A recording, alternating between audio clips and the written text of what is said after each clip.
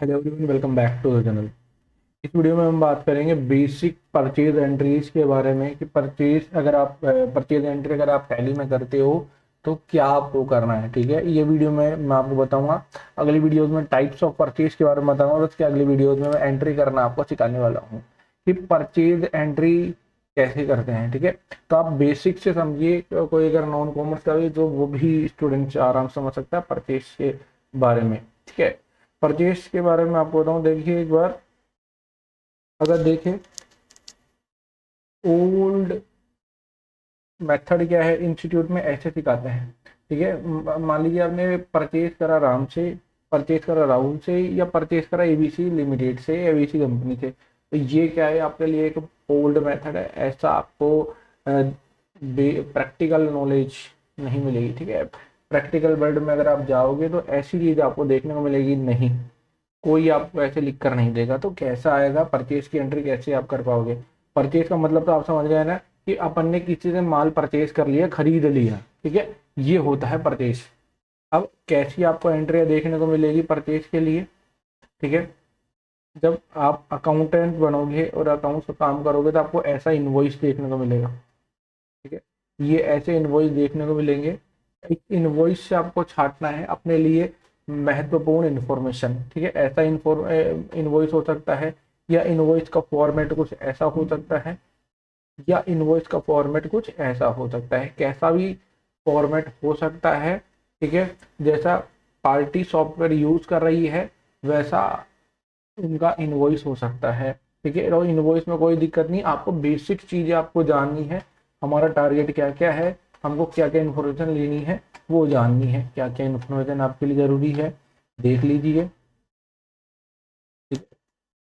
एक चीज के बारे में जानते हैं। सबसे पहले सबसे इंपॉर्टेंट आपको पार्टी का नाम आपको पता लगना चाहिए। पार्टी का नाम कैसे पता लगेगा, जैसे जिस भी पार्टी से आप परचेज करोगे माल, उस पार्टी का नाम आपको ऊपर ही देखने को मिलेगा। जैसे मैं आपको बताऊं, देखिए इनवॉइस लिखा, यहाँ पे पार्टी का नाम आ जाता है। ठीक है, अब पार्टी का नाम सबसे ऊपर ही आएगा। परचेज इनवॉइस ये मैं डमी कर रखा हूँ, स्टेनोमेड INC, ये भी पार्टी का नाम ही है। ठीक है, अब सिंपल सा समझ लीजिए, अपनी जो फर्म है जिसके लिए आप अकाउंट्स बना रहे हो उसके नाम के अलावा कोई दूसरा नाम आता है तो वो आपका पार्टी का नाम होने वाला है। ठीक है, तो पार्टी का नाम आपको जरूरी है आपके लिए। दूसरी चीज जो आपके लिए जरूरी होने वाली है, पार्टी का एड्रेस जरूरी है। मतलब उसकी फर्म क्या है, बेसिक भाषा में बोले तो उसकी दुकान कहाँ पे है। ठीक है, और पार्टी का GST नंबर अगर है तो GST नंबर ले लेंगे। कई कई बार क्या होता है, लिमिट के कारण कोई पार्टी GST नंबर नहीं लेती है तो हर इनवॉइस में आपको GST नंबर नहीं मिलेगा।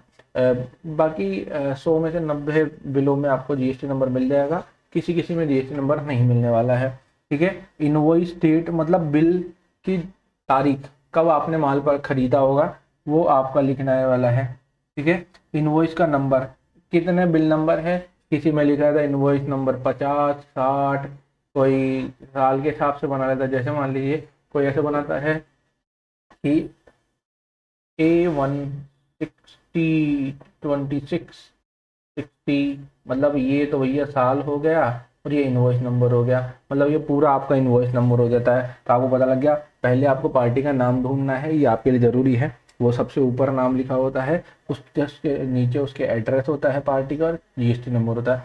GST नंबर हर पार्टी के पास नहीं होता, ये ध्यान रखना। ठीक है, अब बात करते हैं इनवॉइस डेट के बारे में। इनवॉइस डेट मतलब किस दिन आपने माल परचेज किया होगा, और इनवॉइस नंबर ये आपको देखने को मिल जाएगा। इनवॉइस नंबर को बिल नंबर भी बोलते हैं। ठीक है, अब अब बात करते हैं क्या क्या आइटम आपने परचेज किया, उनका नाम भी होता है, वो भी आपको देखना है। हर एक आइटम का एक यूनिक कोड होता है, उस यूनिक कोड को अपन HSN कोड बोलते हैं, वो भी आपको बिल में देखने को मिल जाएगा। अब आपने मान लीजिए 50 फैन परचेज किए 100 रुपए के, तो क्वांटिटी उसकी आपको देखने को मिलेगी।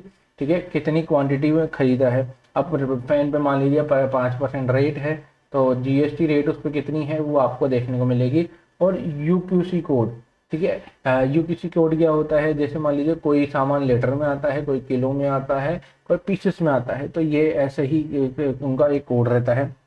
टैक्सेबल वैल्यू, ठीक है, ये होता है टैक्सेबल वैल्यू आपको देखने को मिलेगी, SGST value, CGST value, IGST value, round of और टोटल इनवॉइस वैल्यू। अब बात करते हैं टैक्सेबल वैल्यू क्या होती है। ठीक है, ये आपको बताना जरूरी है कि भैया टैक्सेबल वैल्यू क्या होती है, इनवॉइस वैल्यू क्या होती है, टैक्स क्या होता है, IGST क्या होता है। वैसे तो मैं अगली क्लास में बताता, लेकिन मैं आपको अभी से थोड़ा सा बता देता हूँ। पहले बात करते हैं टैक्सेबल वैल्यू के बारे में। देख, जैसे आपने 50 फैन परचेज किए, फैन परचेज किए 1000 रुपए के, ठीक है, ये हो गए 50,000 रुपए। इस पे जो GST लगने वाला है ये 5% है। ठीक है, ये 5% GST है, मतलब 2,500 रुपये इसका GST होने वाला है। तो टोटल इनवॉइस वैल्यू 52,500। अब बात करते हैं इसमें टैक्सेबल वैल्यू क्या है, रेट क्या है, GST क्या है और इनवॉइस वैल्यू क्या है। जो ये है टैक्सेबल वैल्यू, जिस पे टैक्स लगना है, ठीक है, जिस अमाउंट पे टैक्स लगना है वो है आपकी टैक्सेबल वैल्यू। ठीक है, अब जितना टैक्स लगा है वो आ गया आपका GST अमाउंट। जिस पे टैक्स लगना है वो टैक्सेबल वैल्यू, जिस पे GST लगा है, जितना टैक्स लगा है वो GST अमाउंट। और टैक्सेबल वैल्यू और आपके GST अमाउंट को मिला के टोटल जो आपका बिल का अमाउंट आ रहा है वो 52,500, ये आ गया आपकी इनवॉइस वैल्यू। ठीक है, इनवॉइस वैल्यू ये आ गई है। ठीक है, समझ गए, जिस अमाउंट पे टैक्स लगना है वो टैक्सेबल वैल्यू, जितना टैक्स लगा है वो GST, और जितना आपका वैल्यू है बन रहा है टोटल मिला के वो आपका इनवॉइस वैल्यू होगा। इसको टोटल, इसको बोलते हैं टोटल इनवॉइस वैल्यू भी आप बोलते हो कभी कभी। ठीक है, टोटल इनवॉइस वैल्यू बोल लो या फिर इनवॉइस वैल्यू भी आप बोल सकते हो। ठीक है, इसके बारे में आप समझ चुके, क्या समझे भैया। पार्टी का नाम आपको सबसे पहले देखना है जब भी आप एंट्री करने जाओ, पार्टी का एड्रेस और GST नंबर। पार्टी का नाम बिल के सबसे ऊपर लिखा होगा, फॉर्मेट सबका अलग अलग हो सकता है नाम। अब इनवॉइस डेट, इनवॉइस नंबर आपको देखना है, आइटम क्या परचेज करा और उसका एक्सेशन कोड आपको देखना है, सारी चीज टैली में एंट्री होगी। क्वांटिटी क्या है, उसकी GST रेट क्या है, जैसे मान लीजिए फैन पे मैं आपको बताया 5%, तो वो अब 5 की अलग स्टेट में, एसी स्टेट में वो अलग अलग हो सकती है, मैं आपको बताऊंगा। अब ये लिख रहा है ना आपको टैक्सेबल वैल्यू आपको पता लग गई। अब एक डाउट आ रहा होगा, यहाँ पे लिख रहा है SGST, CGST और IGST। इसके बारे में आपको अगली क्लास में बताऊंगा, टाइप्स ऑफ परचेज में। ठीक है, राउंड ऑफ का मतलब क्या है, जैसे मान लीजिए आपका जो बिल बन रहा है वो 5,250 रुपये 70 पैसे।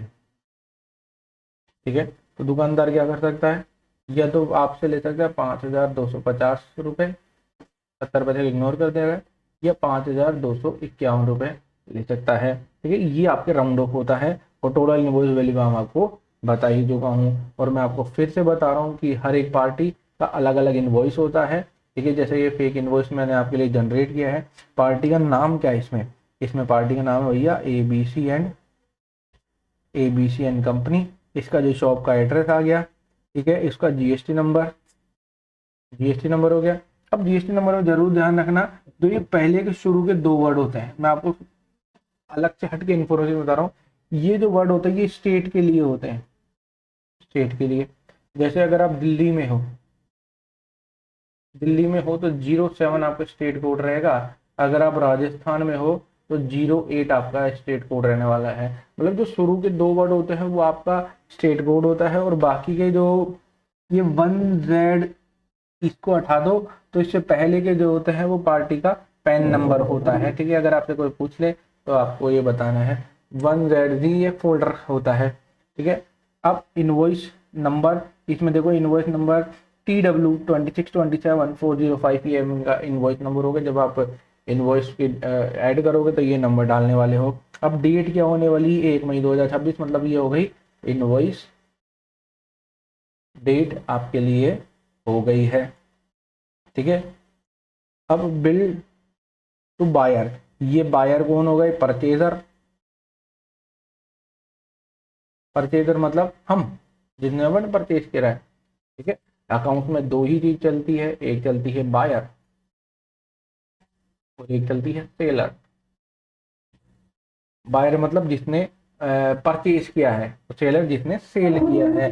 अपनी केस में क्या है, एबीसी एंड कंपनी ये है seller, ABC and company seller, और श्री राम फाइनेंस श्री राम, ठीक है, ये आपके हो गई बायर। ठीक है, ये अब ये बात करते हैं, देखो भैया आपको चाहिए आइटम का नेम, ये आइटम का नेम आ गया, एचपी का लैपटॉप आ गया, इसका एचएसएन कोड है ये रहा 8471। कितनी क्वांटिटी परचेज की है, क्वांटिटी भी अपने को चाहिए होता है, क्वांटिटी जगह कभी यूक्यूसी कोड आ जाता है, यूक्यूसी कोड भी क्वांटिटी जैसे ही होता है। ठीक है, रेट पर यूनिट, एक जो लैपटॉप है आपका 45,000 रुपये का और आपने 2 परचेज किया तो आपको 90,000 रुपये लगने वाले हैं। ऐसे ही दूसरा जो आइटम है वो आप देख सकते हैं, लॉजिस्टिक का वायरलेस माउस है। ठीक है, इसका भी एचएसएन कोड अलग है और 5 यूनिट इसने परचेज किए हैं और 800 रुपये का एक है, तो 4,000 रुपये होने वाला है। फिर प्रिंटर है एचपी का, ये वही वो इसका अलग एचएसएन कोड है, एक यूनिट परचेज किए 12,000 रुपये का और 12,000 का, तो ये क्या हो गई इसकी टोटल इनवॉइस वैल्यू। जैसे 90,000, 4,000, 94 और 12 कितना होगा, 1,06,000 रुपये। 1,06,000 क्या होगा इस पे टैक्सेबल वैल्यू, क्योंकि टैक्सेबल वैल्यू। अब 1,06,000 पे जब आप टैक्स लगाओगे 19,200, ये हो गया इसका जीएसटी, और 19,200 के बाद 1,06,000 में वो जोड़ोगे तो ये हो गया इनवॉइस वैल्यू। ठीक है, ये इसकी चीजें होती है, इतना सा परचेज होता है। अब जानेंगे अगले टाइप्स ऑफ परचेज के बारे में, कि आपने अगर सेम स्टेट से परचेज किया तो उसमें क्या रेट लगने वाली है, क्या आईजीएसटी सीजीएसटी एजीएसटी लगने वाला है। दूसरे स्टेट से अगर आप परचेज करोगे तो क्या उस पर होने वाला है। अगर आपने नील रेटेड परचेज कर लिया तो क्या होगा, जीरो रेटेड परचेज कर लिया तो क्या होगा, एग्जाम्प्टेड परचेज कर लिया तो क्या होने वाला है, और आपने टैक्सेबल वैल्यू वाला प्रोडक्ट परचेज किया तो उससे क्या होने वाला है। ठीक है, और बीच बीच में आपको बताऊंगा भैया, अगर मान लीजिए आपको किसी का एचएसएन कोड पता नहीं, तो एचएसएन कोड कहाँ से निकाले, सर्च करना है, मैं आपको बताऊंगा।